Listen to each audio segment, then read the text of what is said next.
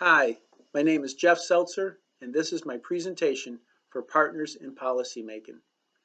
Living life with a disability has changed a lot over the last few decades. My son Joe is 20 years old, and he currently receives SSI, SNAP, and because of his intellectual disability, seizure disorder, and autism, he recently had a budget provided for him through the New York State Office for People with Developmental Disabilities, or OPWDD. Joe is now able to pursue self-direction and make life choices. He can now purchase many services. This includes basic and important needs such as transportation, housing, employment, community classes, and support staff.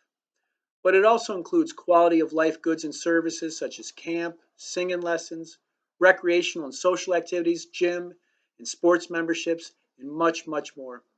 Joe can now enjoy and strive for a full life of living, learning, and hopefully earning as he works towards a semi-independent life. Joe will always need support staff to reach and maintain his quality of life, but all of this has been made possible by OPWDD in the past year, and we are so thankful for that provision. My point of advocacy involves a service that is not covered by OPWDD. Joe is not allowed to purchase the services of a financial advisor. Now, maybe that seems like an odd service for someone with disabilities to need. Aren't financial advisors for those who have big salaries, expensive homes, and lots of money? Well, the truth is that financial advisors help with any decisions involving money, including money that comes from government programs such as OPWDD and SSI.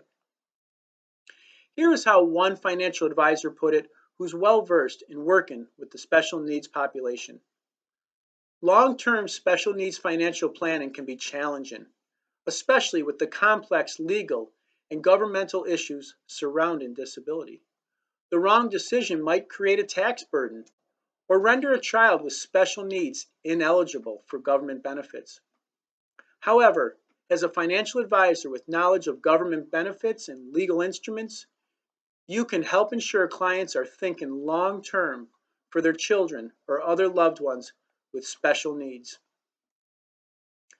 So I ask you, are you certain that your child with developmental or intellectual disabilities is receiving all available benefits that they may be eligible for?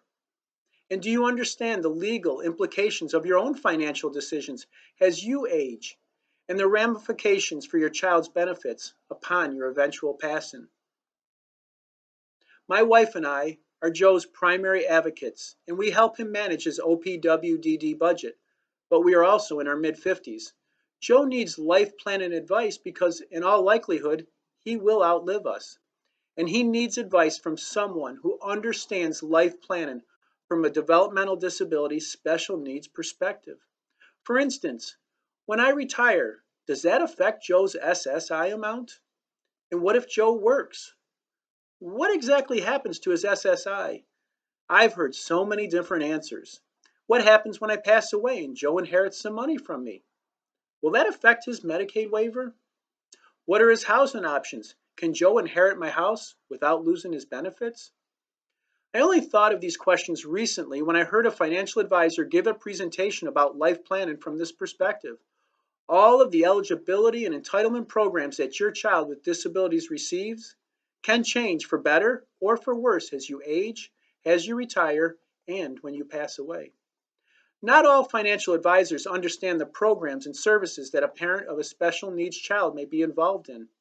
It is important to hire someone competent in the area of disability and special needs.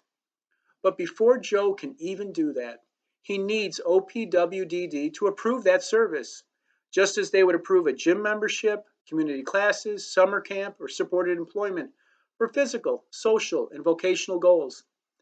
When you think about it, this service, a financial advisor, may be the most important because it allows for all of his other services to be sustained after I'm no longer here to look after and advocate for my son.